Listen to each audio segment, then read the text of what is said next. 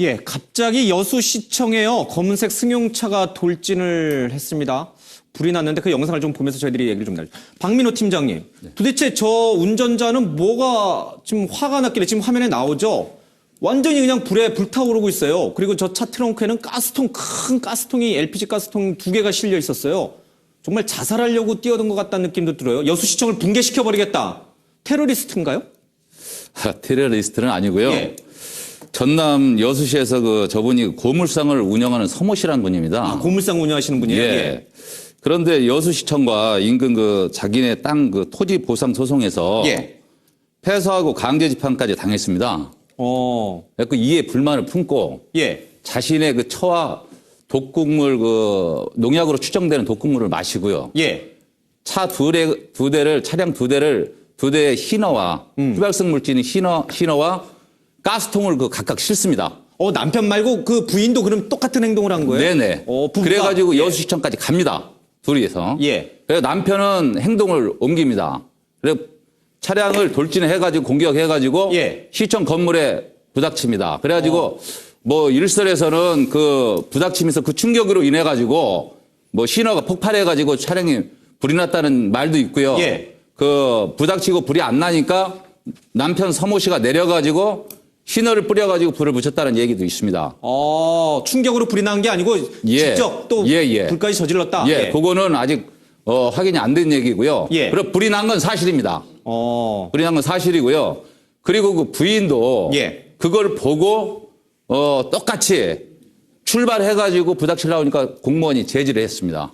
부인은 막았군요. 예, 그러니까 차에서 제지하니까 내려가지고 공무원한테 신호까지 뿌렸답니다.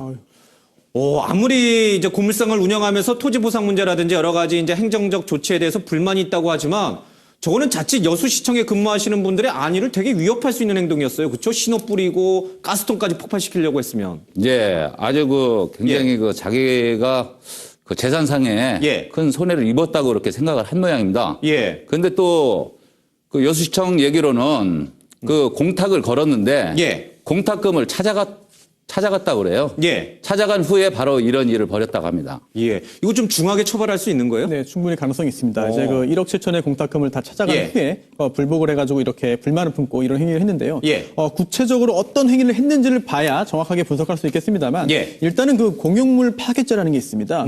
공무소에서 사용하는 그런 예. 건물이나 아니면 자동차 등등을 이제 파괴했을 때는 이제 1년 이상 10년 이하의 징역에 중형에 처해지게 되고요. 예. 또한 아무리 자기 소유의 물건이지만 자동차에 불을 질렀을 경우에는 일반 건조물 예. 등에 대한 방화죄가 됩니다. 더군다나 만약에 이제 좀 전에 지금 팀장님께서 말씀하신 예. 대로 시청의 건물에 불을 내기 위해서 실제로 신호를 뿌리고 아니면 불을 붙였다라고 예. 한다면은 자신의 그런 승용차에 불을 지른 것도 매개체에 불을 붙인 예. 것이거든요. 그렇다고 한다면은 현존 건조물 방화죄가 될 수 있기 때문에 굉장히 무거운 벌을 받을 수 있습니다. 얼마나 화가 났는지 모르겠습니다만 다른 사람의 생명까지도 위협할 수 있는 이런 극단적인 일은 좀 하지 말아야 됩니다. 청와대 민원 넣으시면 되잖아요. 그렇죠? 예, 너 민원 넣을 땐 많이 있으니까. 집채만한 크레인이 나를 향해서 달려온다면 그거 얼마나 공포스럽겠습니까? 실제로 그런 일이 좀 벌어졌습니다. 이 크레인이요. 지금 화면에 나오죠. CCTV 화면인데 지금 화면상은 잘 보이지가 않습니다만은 어마어마하게 큰 이 크레인 차가 도로를 질주하면서 왔다 갔다 하다가 결국은 핸들을 잘못 꺾어서 저 지하철역 앞쪽으로 들어옵니다. 저기 만약 사람 있었으면요. 크게 아마 죽거나 이랬을 거예요. 다행히 이제 경상 정도로 해서 다행이긴 합니다. 강훈식 교수님, 저 크레인이라는 게 네. 브레이크가 고장나거나 아니면은 운전자가 과실을 하게 되면 대단히 큰 인명사고로 이어지는 거 아니겠습니까? 그렇죠. 덩치가 너무 크니까. 왜냐하면 정말 우리 물리 시간에서 많이 배우지만 이 실제로 갖고 있는 중량 자체가 크기 때문에 예. 브레이크를 밟아도 제어가 되지 않고 가속도로 이동하던 방향을 향해서 더 돌진하기 때문에 예. 실제로 멈출 수가 없는 거죠. 그러니까 자그마한 자동차나 이런 것들은 제어가 되지만 크레인은 자체는 가지고 있는 중량이 엄청 무겁거든요. 그러니까 그러다 보니까 실제로 속도를 많이 내서 달리면 대부분 그런 사고들이 그렇게 일어나는 속도를 내서 달리면 신호가 갑자기 바뀌어도 멈출 수 없는 상황들이 생깁니다. 근데 그렇게 보면 더군다나 핸들을 돌리면 그 체중 때문에 옆으로 쓰러지게 되면 사람들이 굉장히 위험해질 수 있는 거죠. 얼마 전에도 이 큰 크레인 차가 막 이렇게 막 도로를 막 밑으로 내려와가지고 보는 사람들이 막 진짜 너무 놀래가지고 크게 막 경악을 금치 못했던 일이 좀 있었는데 브레이크 고장이라든지 운전자의 음주운전 여부를 좀 확인해 봐야 되는 거죠? 지금도 이제 화면에 나옵니다. 저게 얼마나 공포스럽습니까? 예. 그 음주는 하지 않았다 그러고요. 예. 그 이게 시청자 여러분도 좀 아셔야 될 게 뭐냐면 예. 이런 큰 대형 차들은요. 제동거리가 그 교수님이 말씀하신 바와 같이 제동거리가 상당히 깁니다. 예, 예. 그리고 저희들 그 운전할 때는 항상 그 제동거리를 생각해 가지고 예.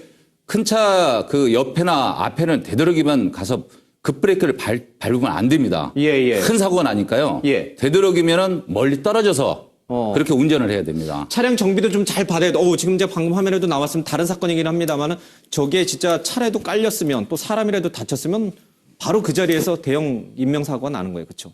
예. 일단 이제 정비도 좀 잘 하셔야 되고요. 운전에 좀 각별히 주의해야겠습니다. 다음 키워드로 가겠습니다.